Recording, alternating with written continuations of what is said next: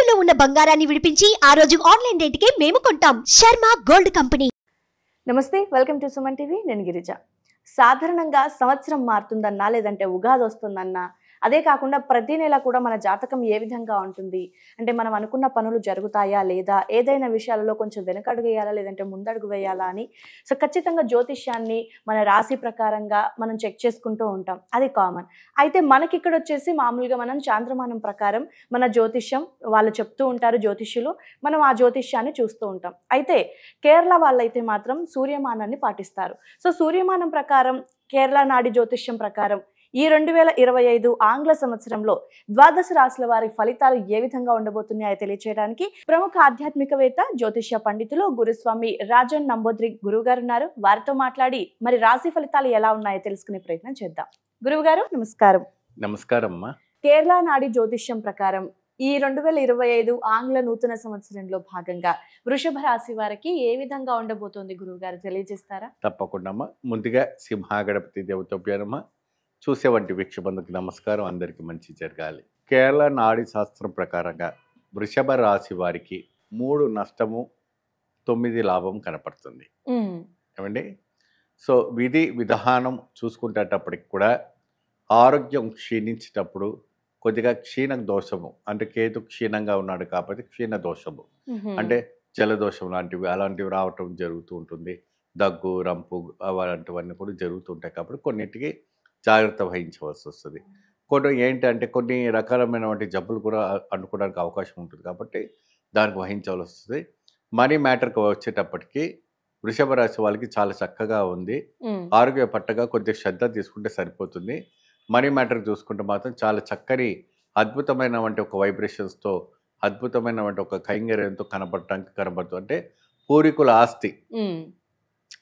ఆస్తి ఏదైతే ఉందో వీళ్ళకి రావటం, పూర్వీకుల సొత్తు ఎక్కడి నుంచైనా రావటం, మీ బిజినెస్లో బాగా అభివృద్ధి జరగటం. ఏమండి?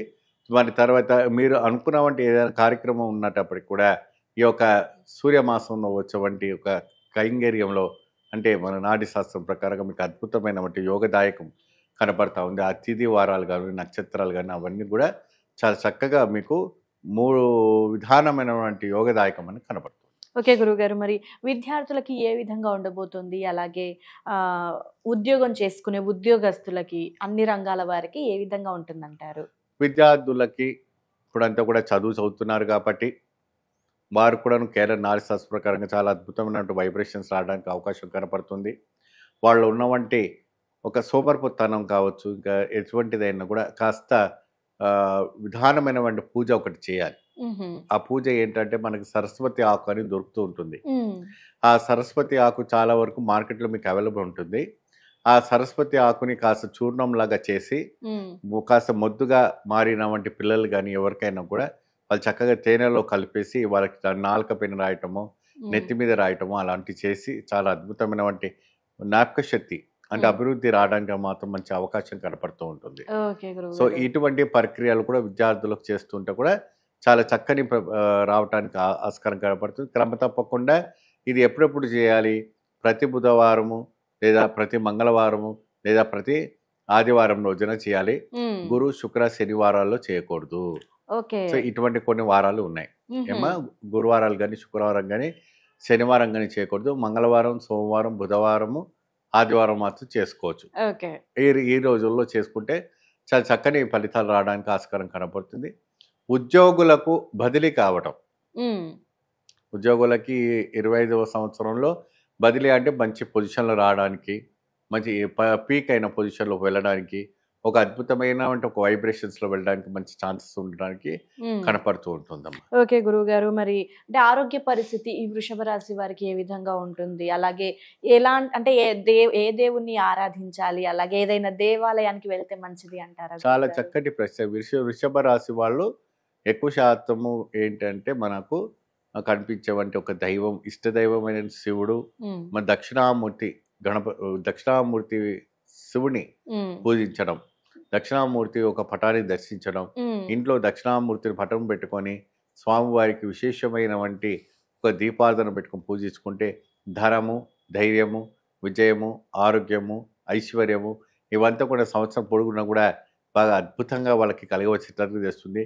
ధన అభివృద్ధి కలగడానికి, వస్త్రం అభివృద్ధి కలగడానికి కూడా మంచి యోగదాయకం రావడానికి మాత్రం మంచి ఛాన్సెస్ ఇక్కడ కనపడతా ఉంది. కాబట్టి దక్షిణామూర్తి శ్లోకం చదవటం, దక్షిణామూర్తి ఈశ్వరుని ప్రార్థించడం, దక్షిణామూర్తిని ఆరాధించడం వల్ల 100% వృషభ రాశి వారికి అద్భుతమైన మెరుగైన ఫలితాలు రావడానికి మంచి గోచరిస్తున్నట్టుగా ఇక్కడ మనకు కనపడతా ఉంది.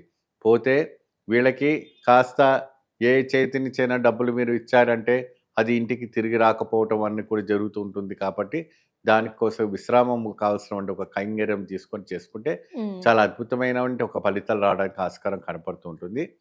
ఉద్యోగ పరులకి బదిలీ అవుతున్నారు కాబట్టి మీరు కూడా దక్షిణామూర్తీశ్వర స్వామికి ఏం చేస్తారంటే బుధవారం రోజున శనగలు ఉంటాయి కదమ్మా, శనగలు, ఆ శనగలు నానబెట్టుకొని, అంటే మనకు లావు శనగలు కాకుండా నల్లగా చిన్న శనగలు ఉంటాయి, అవి చక్కగా మీ నీళ్ళలో నానబెట్టుకొని తెల్లారుజామున వేసి చాలా బాగా మెత్తగా అయిపోయాక పూసలాగా గుచ్చేసి మీరు ఒక 108 పూసలు దక్షిణామూర్తి పచ్చివే, ఉడకబెట్టిన కాకుండా వేయించింది కాకుండా పచ్చివే, అవి మీరు పటానికి వేసేయండి. వేసేస్తే చాలా అద్భుతమైన వైబ్రేషన్స్ రావడానికి ఆస్కారం ఉంటుంది. ఓకే గురుగారు, అంటే కొన్ని కామెంట్స్ లో వస్తూ ఉన్నాయి మీ గురించి, గురువుగారు చెప్పింది ఒక దీపం ప్రత్యేకత మీరు చెప్తూ ఉంటారనేసి. సో కొంతమంది పెడుతున్నారనమాట. సో దీపం గురించి కూడా తెలియచేయండి నెక్స్ట్ టైం ఎపిసోడ్ లో అని ప్రీవియస్ చేసిన వాటి కింద కామెంట్లు పెట్టారు. సో వృషభ రాశి వారు ఏ దీపం పెట్టుకుంటే మంచిది అంటారు గురువుగారు? వీళ్ళు వచ్చేసి దక్షిణామూర్తీశ్వర స్వామికి ఐశ్వర్యము, యోగము, ప్రతిఫలం కూర్తి ఉండడం కోసం కావాల్సిన ప్రక్రియ ద్వారా వీళ్ళు చక్కటి కొబ్బరి నూనెతో దీపారాధన పెట్టుకోవాలా. అంటే తలకు పెట్టిన కొబ్బరి నూనె కాకుండా ప్రత్యేకంగా మిల్లో పట్టించే కొబ్బరి నూనె దొరుకుతుంది. అది తీసుకొచ్చి ఒక 100 గ్రాములు తీసుకొచ్చి ప్రతి గురువారం రోజున ఆ దక్షిణామూర్తి ఒక శ్లోకం చెప్పి ఆ కొబ్బరి నూనెను పెట్టి చక్కగా కింద ఏమన్నా తమలపాకు పెట్టండి, 2 తమలపాకులు ఎలాంటివి ఏమైనా పెట్టి చక్కగా స్వామివారికి తాంబూలం అర్పణం చేసినట్టు ఉంటుంది, దీపం పెట్టినట్టు ఉంటుంది. దీపం కింద ఎప్పుడు 2 బియ్యం అక్షింతలు వేయాలి కంపల్సరిగా. ఎవరు కూడా అక్షింతలు వేయట్లేదు, దానివల్ల ప్రతిఫలం ఉండదు.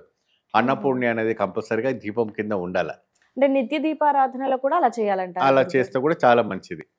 ఎప్పుడైనా కూడా మీ ఇంట్లో దీపం పెడుతున్నప్పుడు 2 అక్షింతలు మీరు వేశారంటే మంచి ఒక అష్టైశ్వర్యాలు లభ్యం కావడం అనేది జరుగుతుంది. ఎందుకంటే భూమికిలో ఉద్భవమైన బియ్యం గింజలు కాబట్టి భూగర్భానికి సంబంధించిన ఫలితాలు రావడానికి ఆస్కారం ఉంటుంది. ఓవరాల్గా ఎటువేళ అయినప్పటికి కూడా మీకు ఈ 2025వ సంవత్సరం రోజున అన్ని రంగాల వ్యాపారము, రైతులకి, ఉద్యోగపరులకి, సినీతారులకి, మరి అదేవిధంగా రాజకీయ నాయక వ్యక్తులకి అందరూ కూడా డిసెంబర్ వరకు కూడా చాలా సూపర్గా ఉంది. నేను చెప్పినట్టుగా చక్కగా ఈ సంవత్సరం పాటు కూడా ఇవి చేస్తూ ఉంటే మీకు అష్టైశ్వర్యాలు సిద్ధిస్తాయి. ఓకే గురుగారు, మరి రైతులకు ఏ విధంగా ఉంటుంది పంట పరంగా? రైతులకు కూడానమ్మా దిగుబడి బాగా రావడానికి ఆస్కారం ఉంటుంది, మంచి అద్భుతమైన వైబ్రేషన్స్ రావడానికి కనపడుతుంది. వాళ్ళు ఏదైనా కష్టపడతారు, ఏదేనికైనా కూడా ముందుకెళ్తారు.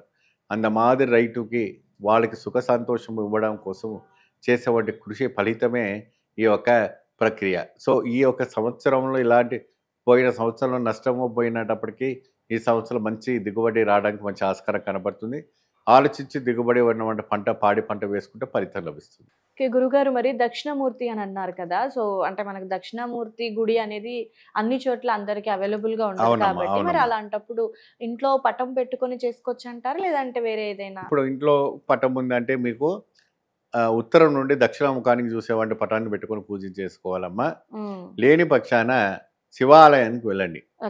శివాలయానికి వెళ్ళేసి చక్కగా అక్కడ చంద్రాకారం ప్రకారంగా 11 సార్లు ప్రదక్షిణ చేయండి.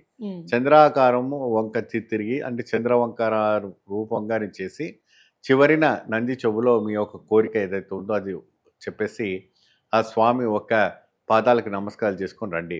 ఇలాగా క్రమ తప్పకుండా ఈ సంవత్సరం పొడుగున మీరు చేస్తుంటే అయితే మాత్రాన అద్భుతమైన ఐశ్వర్యం ఫస్ట్ క్లాస్గా కనబడుతుంది, మంచి శుభ సూచన కనబడుతుంది. ఆ ఒక 25వ సంవత్సరము ఎటువంటి కూడా బాధపడకుండా, ఆరోగ్యం దెబ్బతినకుండా అష్టైశ్వర్యాలు సిద్ధిస్తాయి వృషభ రాశి వారికి. ఓకే గురుగారు, చాలా చక్కటి విశ్లేషణని అందించారు. సో వీళ్ళకి ఏ విధంగా ఉంటుంది వృషభ రాశి వారికి అనేది, అలాగే వాళ్ళు పూజించాల్సిన దేవుణ్ణి, వాళ్ళు చేయాల్సిన దీపారాధన కూడా తెలియజేశారు గురువుగారు. ధన్యవాదాలు. నమస్తే.